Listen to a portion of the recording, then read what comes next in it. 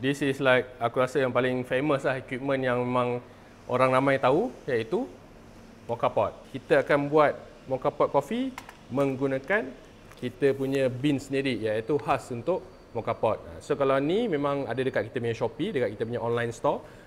Kita dah siap grind dah untuk korang yang berniaga menggunakan mocha pot. First of all, kita akan timbang berapa banyak kopi yang kita akan pakai. Kita tak perlu pun nak temp ataupun nak tekankan dia. Kita just penuhkan dia.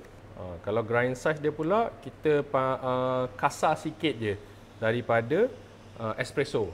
So bagi dia penuh macam tu je. Okey, so kita keluarkan dulu dia punya kopi. Next kita masukkan dia punya air panas. Alright. So untuk dia punya air pula, korang biasanya isikan di bawah dia punya valve ni. So dia tak boleh lebih daripada dia punya valve. Alright. Air panas dia sekitar 130, 134 macam tu. Masukkan dia punya kopi. Dan kita boleh screwkan dia. Sekarang kita boleh guna dia punya dapur. So temperature dia aku letak terus dekat nombor 5. Kita boleh tengoklah berapa saat masa yang dia ambil untuk kita masak kita punya kopi menggunakan mocha pot. Okay, so now kita just tunggu dia untuk dia keluar. Nanti kopi tu memang akan keluar kat atas ni. So dah 1 minit setengah. Tak silap aku dia dalam 3 minit macam tu untuk 3 cup punya kopi ni.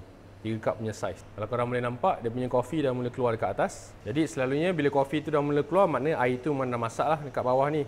So apa yang korang boleh buat is korang boleh matikan dia punya api ataupun slowkan sikit dia punya api. So kalau korang boleh tengok, dia punya krema pun ada juga. Ni based on kita punya kopi ni yang kita roast dia dark. So dia akan menghasilkan sedikit krema.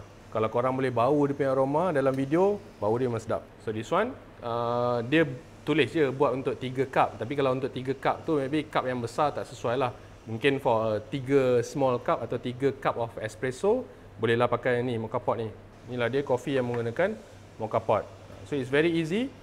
Korang boleh gunalah kita punya coffee bean ni ataupun apa jenis kopi yang dark roast or anything yang korang prefer. Korang nak rasa yang ringan, korang boleh pakai light roast atau medium roast. Nak rasa yang kuat, yang bila campur dengan susu, still rasa kopi dia tu, korang kena pakai coffee bean yang dark roast. So that is how kita buat mocha pot punya kopi.